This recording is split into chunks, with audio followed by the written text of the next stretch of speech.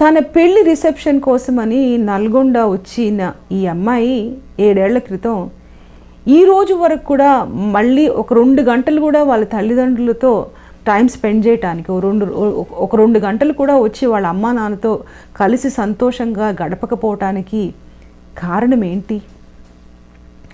తనకి ప్రాణప్రదంగా ఉన్న తన తమ్ముడు పెళ్ళికి, ఒక్కడే తమ్ముడు, ఆ అబ్బాయి పెళ్ళికి రాకపోవటానికి కారణం ఏంటి? ఇవాళ రోజున ఈ తల్లిదండ్రులకి అసలు ఆ అమ్మాయి ఎక్కడుందో అన్న అడ్రస్ కూడా తెలియకపోవటానికి కారణం ఏంటి? అడ్రస్ సంగతి వదిలిపెట్టండి, ఫోన్ నంబర్ కూడా ఈ తల్లిదండ్రుల దగ్గర లేదు.